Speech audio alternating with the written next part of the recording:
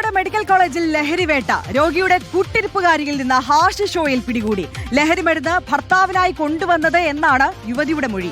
അഭിജിത്ത് മുഴക്കുന്ന് കൂടുതൽ വിവരങ്ങളുമായി നമുക്കൊപ്പം ചേരുകയാണ്. അഭിജിത്ത്, ഇതിപ്പോൾ മെഡിക്കൽ കോളേജിൽ സാധാരണക്കാരായ രോഗികൾ ചികിത്സയ്ക്കായി എത്തുന്ന ഒരു ഇടത്തു നിന്നാണ് ഇത്തരത്തിൽ ലഹരി പിടിച്ചിരിക്കുന്നത്. എന്താണ് ഈ യുവതി പറയുന്നത്?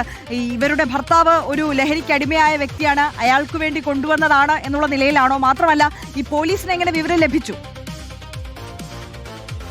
കോഴിക്കോട് മെഡിക്കൽ കോളേജിലെ 41-ാം വാർഡിൽ കൂട്ടിരിപ്പുകാരിയായി എത്തിയതാണ് അശ്വതി. വയനാട് മേപ്പാടി സ്വദേശിയാണ്. നിലവിൽ കാസർഗോഡാണ് താമസം.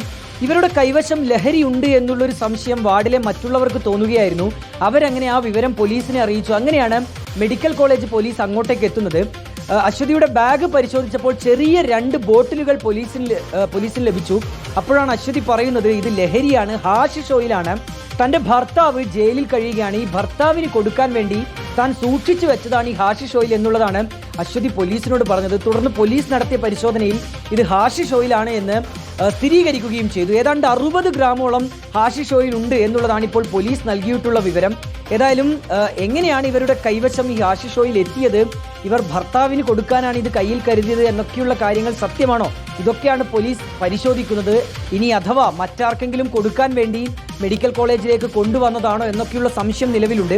ഏതായാലും സംഭവത്തിന് തൊട്ടു പിന്നാലെ തന്നെ ഈ ലഹരി പോലീസ് കസ്റ്റഡിയിലെടുത്തു. മാത്രമല്ല അശ്വതിയെയും മെഡിക്കൽ കോളേജ് പോലീസ് കസ്റ്റഡിയിൽ എടുത്തിട്ടുണ്ട്. കൂടുതൽ ചോദ്യം ചെയ്യൽ ഉണ്ടാകുമെന്നുള്ളതാണ് ഇപ്പോൾ പോലീസ് നൽകിയിട്ടുള്ള വ്യക്തമാക്കുന്ന വിവരം.